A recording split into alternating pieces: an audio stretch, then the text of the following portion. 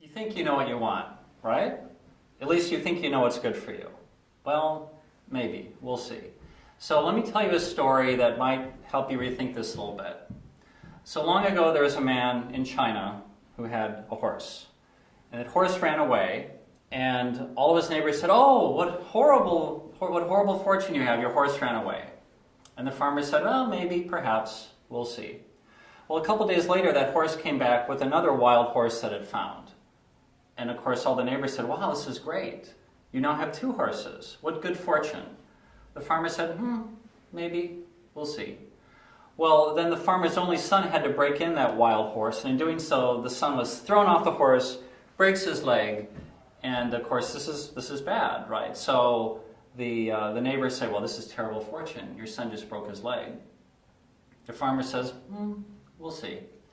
Well, then a couple weeks later, the army comes into town to recruit men to go fight in the war. It's part of the draft. And the son can't go because his leg is broken.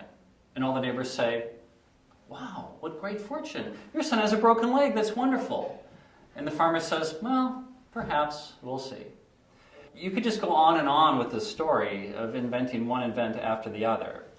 And you could say this story is silly, or it's absurd, or it's funny. And it's all of those things. But the fact is that doesn't this illustrate how most of us think, right? We have these strong opinions. This is good for me. This is terrible for me. I want more of this. I want less of that. And the fact is we often don't really know. You can't really know. I mean, when I think about things in my life that I wanted to go a certain way, well, we have this conventional wisdom in our society which even says this. We have common sayings like, every dark cloud has a silver lining, all is well that ends well, the Lord moves in mysterious ways, it all worked out for the better.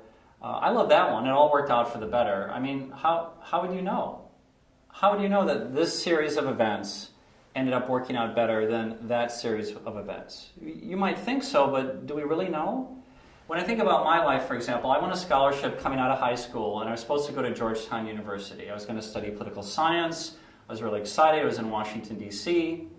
And at the last minute, the financial aid department there at Georgetown said, "Sorry, Jim, you can come, but you get no scholarship." And my dad couldn't afford to send me to school there. And so I went to the University of Iowa. I was heartbroken. I remember crying as an 18-year-old because I was hoping to study in Washington, D.C., and it was not going to happen.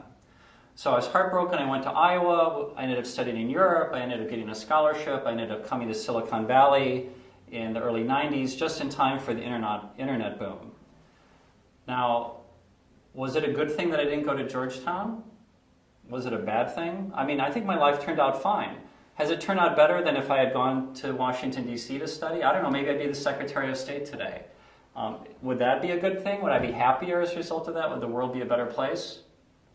I don't know. We don't know. And so many times in life, we really don't know. And one thing I'd encourage you to do as an exercise is to take a piece of paper and write down on this piece of paper a whole list of really great things that happened to you in your life, and then really huge tragedies in your life. Things where you were crying, where you were depressed, maybe you were suicidal, and then compare the list. And I think what many people see is that what seemed like a tragedy directly led to something which was really wonderful. And something that was wonderful often led directly to something that didn't seem so good at the time, and back and forth. And I share this story with you because life is full of that. Things that don't go the way we want them to, adversities, setbacks, and things that seem like real triumphs.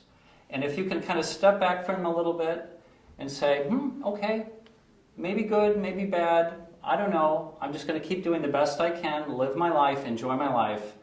But if you have that kind of perspective, sometimes it's called equanimity, I think you'll find that it's a much easier way to get through every day, having that sort of approach. Maybe, perhaps, we'll see. I hope you found that helpful. Thank you.